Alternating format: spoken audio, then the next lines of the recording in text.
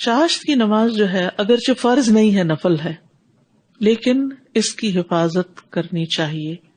رسول اللہ صلی اللہ علیہ وسلم نے فرمایا چاشت کی نماز کی حفاظت وہی کرتا ہے جو اواب ہو، اور یہی اوابین کی نماز ہے. صلاۃ الاوابین بھی اس کو کہا جاتا ہے. اواب کون ہوتا ہے؟ جو بہت زیادہ اللہ سبحانہ وتعالیٰ کی طرف رجوع کرنے والا ہو، بار بار اللہ کی طرف پلٹنے والا ہو. اب ایک اواب وہ ہے صبح اٹھا تہجد کی نماز پڑھی، پھر فجر کی نماز پڑھی، پھر تھوڑی دیر گزری پھر وہ چاشت کی نماز کے لیے آ گیا، پھر تھوڑی دیر بعد ظہر کی نماز کے لیے آ گیا. تو ظہر جو مڈ ڈے ہے اس وقت تک وہ کتنی نمازیں پڑھ چکا ہے. اس کے پڑھنے کا فائدہ بھی بہت ہے. اس کے پڑھنے سے تمام دن اللہ کی کفایت ملتی ہے، اللہ کافی ہو جاتا ہے. رسول اللہ صلی اللہ علیہ وسلم نے فرمایا تمہارا رب فرماتا ہے اے ابن آدم، کیا تم اس بات سے عاجز آ گئے ہو کہ تم دن کے ابتدائی حصے میں 4 رکعتیں پڑھو اور میں ان کے بدلے میں تمہارے دن کے آخر تک تمہاری کفایت کروں، تمہیں کافی ہو جاؤں، تمہارے سارے معاملات آسان ہو جائیں. یعنی جو شخص یہ 4 رکعتیں ادا کر لیتا ہے اس کے معاملات اللہ کے ذمے ہو جاتے ہیں. یوں لگتا ہے جیسے آپ نے سارا اپنا بوجھ اتار کے رکھ دیا، آف لوڈ ہو گئے. اب ہے کوئی ٹیک کیئر کرنے والا، وہ کر دے گا، ساری چیزیں ٹھیک ہو جائیں گی. اور یہ جو ایک فیلنگ ہوتی ہے نا، یہ جو ایک کیفیت ہوتی ہے، یہ جو ایک احساس ہوتا ہے، سب کچھ ٹھیک ہو جائے گا، یہ پازیٹیوٹی جو ہے اس وقت تک انسان کے اندر آ نہیں سکتی جب تک انسان اللہ پر بھروسہ نہ کرے. اور یہ بھروسہ خالی کہنے سے نہیں ہوتا، اس بھروسے سے پہلے کچھ کرنا بھی ہوتا ہے. اعقل و توکل، آپ کچھ کرو اور پھر اپنے امور اللہ کے سپرد کر دو. پھر یاد رکھیے یہ ابن آدم کے جوڑوں کا صدقہ ہے. جوڑوں کی بیماریوں اور تکلیفوں میں بہترین علاج ہے، یہ آزما کے دیکھیے اس کو. نبی صلی اللہ علیہ وسلم نے فرمایا صبح ہوتی ہے تو ابن آدم کے جوڑ جوڑ پر صدقہ لازم ہو چکا ہوتا ہے، لازم ہو چکا. چنانچہ وہ جس سے ملے اس کو سلام کہے تو صدقہ ہے، اس کا نیکی کا حکم دینا صدقہ ہے، اس کا برائی سے روکنا صدقہ ہے، اس کا راستے سے اذیت والی چیز دور کرنا صدقہ ہے، اور اپنی اہلیہ سے ہم بستر ہونا صدقہ ہے.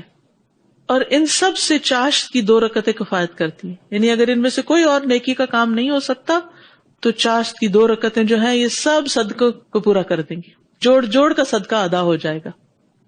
بعض اوقات ایک انسان صرف اکیلا گھر میں ہے، کوئی ہے ہی نہیں اس کے پاس، وہ کس کو سلام کرے، کس کو نیکی کا حکم دے، کس کو برائی سے روکے، کون سی راستے سے اذیت والی چیز دور کرے. اب کیا کرے؟ کسی کو بھی اللہ نے محروم نہیں کیا. 2 رکعتیں چاشت کی نماز، تو اپنے بدن کا روز صدقہ. ہمارے ہاں عموماً کیا رواج ہے؟ صدقے کا بکرا. جان کا صدقہ کیا ہے؟ بکرا. تو یہاں جان کا صدقہ کیا ہے؟ جان ہے، ذرا جان لگاؤ، 2 رکعت پڑھ لو. دیکھیے نبی صلی اللہ علیہ وسلم کی سنت کیا ہے، مجھے ذرا بتائیے کہ کوئی بیمار پڑا تو آپ نے بکرا صدقہ کیا، یا کوئی برا خواب دیکھا تو حکم دیا کہ بکرا قربان کرو.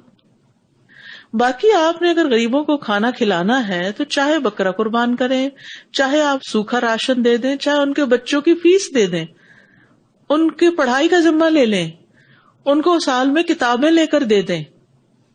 بے شمار طریقے ہیں صدقہ کرنے کے، لیکن ہمارے ہاں صدقے کا ایک ہی طریقہ ہے، اور وہ ہے بکرا قربان کرو، اور وہ بھی کالا ہو. میں نہیں کہتی کہ کوئی جو بکرا کرتا ہے تو اس کا کوئی فائدہ نہیں، ٹھیک ہے، صدقے کی ایک قسم ہے، غریبوں کو کھانا کھلانا کر لیجئے، لیکن اس کو لازم کر لینا اور اس کے سوا سمجھنا کہ بلا ٹالی نہیں سکتی جب تک بکرا نہیں ہوگا، تو یہ کانسیپٹ غلط ہے. ہر صدقہ بلا ٹالتا ہے. کوئی بھی چیز کر لیجئے، اور اس وقت یہ دیکھیے کہ آپ کے قریب کس کو کس چیز کی ضرورت ہے. آپ اس کو تو روک کے رکھے ہوئے، وہ بےچارا تو ترس رہا ہے، وہ مصیبت میں مبتلا ہے، اس کی آپ مدد نہیں کر رہے، اور دور بیٹھے لوگوں کو آپ بکرے کا گوشت کھلا رہے ہیں. تو اس میں آپ دیکھیے کہ اگر آپ نے اپنی جان کا صدقہ دینا ہے نا تو 2 نفل چاشت کے پڑھنا شروع کر دیں. اگر آپ کے پاس گھر میں وقت نہیں، کام پہ جہاں جا رہے ہیں 5 منٹ پہلے پہنچ گئے، وہاں پڑھ لیجیے. کنوینئنٹ تو یہ ہے کہ جب آپ اسکول کے لیے تیار ہو رہے ہوں تو وضو بھی کر رہے ہیں، تیار ہو رہے ہیں، صاف ستھرے کپڑے پہن لیں، تو اس حال میں انسان جب نفل پڑھتا ہے تو بہت سکون آتا ہے بنسبت اس کے کہ آپ کچن میں کھانا وانا پکا کے میلے کپڑوں کے ساتھ نفل پڑھیں. چلے نہ ہونے سے تو وہ بھی بہتر.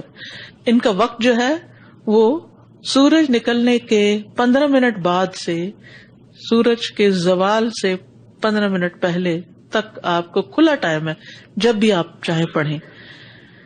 اور نبی صلی اللہ علیہ وسلم نے اس کی تاکید بھی کی. ابو ہریرہ کہتے ہیں کہ مجھے میرے خلیل نبی صلی اللہ علیہ وسلم نے 3 چیزوں کی وصیت کی ہے کہ میں موت سے پہلے ان کو ہرگز نہ چھوڑوں. ہر مہینے میں 3 روزے، چاشت کی نماز اور سونے سے پہلے وتر کی ادائیگی. افضل وقت وہ ہے جب اونٹوں کے بچوں کے پاؤں گرم ہونے لگے، نہیں جب دھوپ خوب نکل آئے، یعنی گرمی ہو جائے. یعنی آپ صلی اللہ علیہ وسلم نے چونکہ وہاں کے حساب سے بات بتائی تو ہمیں اس کا پھر خود اندازہ کر لینا چاہیے. قاسم شیبانی کہتے ہیں کہ زید بن ارقم رضی اللہ عنہ نے کچھ لوگوں کو چاشت کے وقت نماز پڑھتے دیکھا تو کہا، یہ لوگ اچھی طرح جانتے ہیں کہ یہ نماز اس وقت کی بجائے ایک اور وقت میں پڑھنا افضل ہے، کیونکہ رسول اللہ صلی اللہ علیہ وسلم نے فرمایا اوابین کا معنی ہے اطاعت گزار، توبہ کرنے والے اور اللہ کی طرف رجوع کرنے والے لوگوں کی نماز اس وقت ہوتی ہے جب اونٹ کے دودھ چھڑائے جانے والے بچوں کے پاؤں گرمی سے جلنے لگتے ہیں، یعنی اتنی دھوپ نکل چکی ہوتی ہے. ابن باز کہتے ہیں اس کا وقت سورج کا ایک نیزے کے بقدر بلند ہو جانے سے لے کر اور زوال سے پہلے سورج کے رک جانے تک ہے، اور بہتر یہ ہے کہ تپش کی شدت کے بعد اس نماز کو شروع کیا جائے، اور یہی صلاۃ الاوابین ہے. معاذہ بیان کرتی ہیں کہ انہوں نے حضرت عائشہ سے پوچھا کہ رسول اللہ صلی اللہ علیہ وسلم کی چاشت کی نماز کی کتنی رکعتیں ہوتی تھی، تو انہوں نے کہا 4 رکعتیں، اور جتنی چاہتے بڑھا دیتے. وہ مہانی کے گھر آپ نے 8 پڑھی، 2 سے صدقہ ادا ہو جاتا ہے، 4 سے دن کی کفایت ہو جاتی ہے. اور اگر زیادہ بڑھانا چاہیں، آپ کے پاس کبھی وقت زیادہ بھی ہوتا ہے اور کبھی نہیں بھی ہوتا، تو کم از کم 2 تو پڑھیں، لیکن زیادہ آپ جتنی چاہیں پڑھ لیں.